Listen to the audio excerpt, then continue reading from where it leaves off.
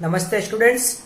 आज हम राजनीति विज्ञान शिक्षण शास्त्र के अंतर्गत जो शिक्षक होते हैं, राजनीति विज्ञान के शिक्षक, उनकी विद्यालय में क्या रेस्पॉन्सिबिलिटी होनी चाहिए, उत्तरदायित्व होनी चाहिए और शिक्षक की जो व्यावसायिक आचार संहिता है वो क्या है और उसकी आज जरूरत क्यों पड़ रही है।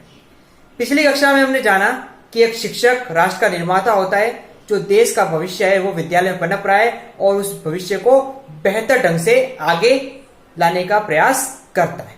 शिक्षक के गुणों के बारे में हमने पिछली कक्षा में जाना, तो आइए अब हम आज की कक्षा में जो शिक्षक है उसके शिक्षक के क्या उत्तरदायित्व है उसके बारे में जानते हैं। राजनीति विज्ञान शिक्षक के उत्तरदायित्व, रेस्पॉन्सिबिलिटी। जब इसको उत्तरदायित्व की अगर हम बात करेंगे तो उसका पहला उत्तरदायित्व है छात्रों की प्रकृति, योग्यता, आवश्यकता, रुचि, विकास का ज्ञान। एक शिक्षक का यह दायित्व होता है कि जो छात्रों की जो नेचर से प्रकृति है उस प्रकृति को पहचानना, उसकी योग्यताओं को पहचानना, उसकी आवश्यकताओं को पहचानना, उसकी रुचि को पहचानना और उसका विकास किस तरह से करना है, इन सब बातों का ज्ञान एक शिक्षक का होना चाहिए, ताकि इन बातों का ध्यान रखकर वो शिक्षक जो बालक होते हैं, बालकों की इन बातों का ध्यान रखकर उनको बेहतर ढंग से शिक्षित कर सके और जिस तरह से उनका जो आवश्यकता है, जो योग्यता है, उसके अनुसार उनका निर्माण कर सके, उनकी रुचि का ध्यान रख सके, उनके नेचर को समझ सके और उनके विकास को भी समझ सके। इसलिए शिक्षक का पहला उत्तरदायित्व इस बात का है। सेकंड है नवीनतम घटनाओं की जानकारी। एक शिक्षक का दायित्व है कि जो बदलाव आ रहा है, जो घटनाएं घटित हो रही है, जो परिस्थितियां बदल रही है, इन सब बातों की जानकारी स्वयं भी रखे और बच्चों को भी प्रदान करें। कहने का मतलब यह है कि पाठ्य पुस्तक में जो जानकारी होती है वो स्थायी होती है, यानी जो पाठ्य पुस्तक में छप चुका है वो बच्चों को पढ़ाना है, लेकिन समय के अनुसार कुछ बदलाव और कुछ जानकारी अगर शिक्षक बच्चों को देना चाहता है तो वो पाठ्य पुस्तक के अलावा बच्चों को वो जानकारियां प्रदान करेगा। तीसरा है पाठ्यक्रम निर्माण करता। एक शिक्षक विद्यालय में शिक्षण का कार्य करवाता है पाठ्य पुस्तक के अनुसार, अपने ज्ञान के अनुसार, अपने व्यवहार के अनुसार, अपने अनुभव के अनुसार। तो शिक्षक के अंदर ये गुण भी होना चाहिए कि वो पाठ्यक्रम का निर्माण करता हो, अर्थात एक पाठ्य पुस्तक के अंतर्गत कौन कौन से पहलुओं को शामिल करना चाहिए, किससे एक आदर्श पाठ्य पुस्तक निर्मित हो सकती है, इन सब बातों का ध्यान एक शिक्षक को होना जरूरी है, ताकि वो भी अपने अनुभव पाठ्य पुस्तक का जब निर्माण होता है तो अपने अनुभव को अगर उसको शामिल करने का मौका मिलता है तो उसको वो शामिल कर सके।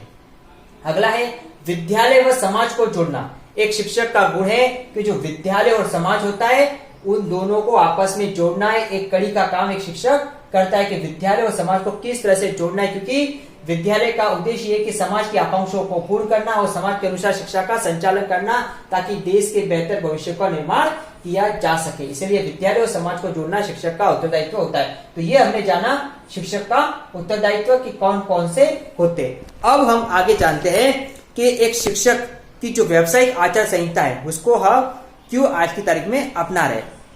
प्राचीन काल से अगर देखा जाए तो प्राचीन काल में शिक्षक को जो ईश्वर होता है, ईश्वर के बाद दूसरा स्थान या दर्जा प्रदान किया जाता था, लेकिन वर्तमान समय में इस स्थिति में काफी हद तक बदलाव आ रहा है और कहीं ना कहीं शिक्षक एक पेशे के रूप में सामने आ रहा है। तो अब हम जानेंगे शिक्षक की जो व्यावसायिक आचार संहिता है, इसके माध्यम से यह प्रयास किया गया है कि शिक्षक अपने कर्तव्यों को समझे और अपने कर्तव्यों के साथ साथ जो शिक्षण का जो पेशा है वो आदर्श रूप से शामिल हो सके और सामने आए। तो अब हम जानते हैं व्यावसायिक आचार संहिता। पहला है व्यावसायिक प्रशिक्षण। एक शिक्षक का ये उत्तरदायित्व है या शिक्षक के लिए ये जरूरी है कि उसको व्यावसायिक प्रशिक्षण प्राप्त किया जाए। जो सेवारत होते हैं और सेवाकालीन जो भी प्रशिक्षण है उसका पूर्ण ज्ञान हो, ताकि उस प्रशिक्षण के माध्यम से शिक्षण को कैसे बेहतर बनाना है, कैसे संपादित करना है, इन बातों का ज्ञान शिक्षक को करवाया जा सके। सेकंड है विषय का पूर्ण ज्ञाता। एक शिक्षक हमेशा विषय का पूर्ण ज्ञाता होना चाहिए। अपूर्ण या अधूरा ज्ञान उसके लिए और बच्चों दोनों के लिए सही नहीं है। इसलिए एक विषय के शिक्षक के लिए जरूरी है कि अपने विषय के साथ साथ जो अन्य विषय भी होते हैं सब कुल मिलाकर जो शिक्षण संबंधित जो भी ज्ञान है उसको पूर्ण रूप से ज्ञाता होना चाहिए, ताकि बच्चों को अपने ज्ञान और अनुभव से उस विषय को बेहतर ढंग से पढ़ा सके। तीसरा है व्यवसाय के प्रति निष्ठा। एक शिक्षक का ये उत्तरदायित्व है कि वो अपने व्यवसाय के प्रति निष्ठा रखे और अपने शिक्षण को अपने व्यवसाय तौर पर नहीं समझे। अर्थात कहने का तात्पर्य है कि वह सिर्फ काम करने के लिए शिक्षण कार्य नहीं करे, वह देश के भविष्य और बालकों के विकास के लिए अपना शिक्षण कार्य करे। इसलिए हम कह सकते हैं कि शिक्षक को अपने व्यवसाय के प्रति निष्ठा होना चाहिए, ईमानदारी और कर्तव्य के अनुसार अपना शिक्षण कार्य करवाना चाहिए, ताकि बच्चों के भविष्य के साथ कोई खिलवाड़ नहीं हो सके। अगला है प्रयोगात्मक दृष्टिकोण। एक शिक्षक का जो दृष्टिकोण है वो हमेशा प्रयोगात्मक होना चाहिए, यानी कि उसमें नवीनता आनी चाहिए, नवाचार आना चाहिए, जो परंपरागत पद्धति से आगे बढ़ना होना चाहिए। कुछ नवीन कार्य करना हो या कुछ नयापन लाना हो तो वो सब करना चाहिए। कुछ करके सीखना, बच्चों को कुछ एक्टिविटी करवाना, खुद भी कुछ नया नया जो एक्टिविटी करना, ये सारी की सारी बातें शिक्षण को प्रयोगात्मक दृष्टिकोण में समझनी होगी, ताकि शिक्षण में नवाचार और नवीनता ला सके। अगला है पाठ्य सहगामी क्रियाओं में रुचि।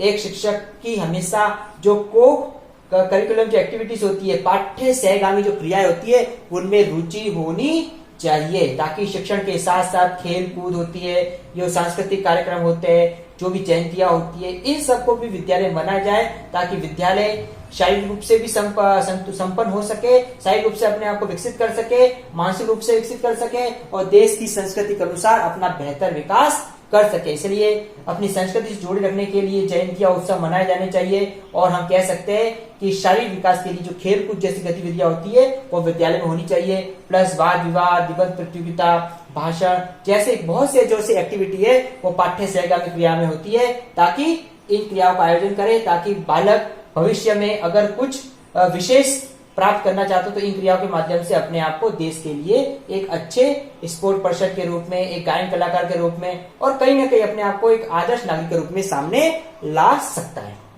अगला है शिक्षा के उद्देश्यों के प्रति जागरूक। एक शिक्षक को हमेशा शिक्षा के जो भी उद्देश्य होते हैं उनके प्रति जागरूक होना चाहिए, ताकि उस जागरूकता के माध्यम से जो शिक्षा के उद्देश्य है, जिसके माध्यम से बालकों का विकास अच्छे से किया जा सकता है, बालकों को अच्छा शिक्षण करवाया जा सकता है, वो उद्देश्य पूर्ण हो सके। इसलिए शिक्षक को हमेशा उद्देश्य के प्रति जागरूक रहना चाहिए और अपने शिक्षण में उद्देश्यों को शामिल किया जाना चाहिए। तो ये थे शिक्षा के जो व्यावसायिक आचार संहिता है, उनके लिए जो व्यावसायिक प्रशिक्षण है, विषय का पूर्ण ज्ञान है, व्यवसाय के प्रति निष्ठा है, प्रयोगात्मक दृष्टिकोण है, पाठ्य सहगामी क्रियाओं में रुचि है, शिक्षा के प्रति उद्देश्यों के प्रति जागरूकता है, इन बातों का ध्यान रखा जाना चाहिए। तो आज की कक्षा में हमने जो शिक्षक की जो रेस्पॉन्सिबिलिटी, उत्तरदायित्व होता है, उसके बारे में जाना और शिक्षण की जो व्यावसायिक आचार संहिता है वो क्या होता है। तो एक शिक्षक होता है तो शिक्षक के लिए इन बातों का ध्यान रखना और इन जानकारियों का जो ज्ञाता होना बहुत ही जरूरी है, ताकि वो अपने आप को बेहतर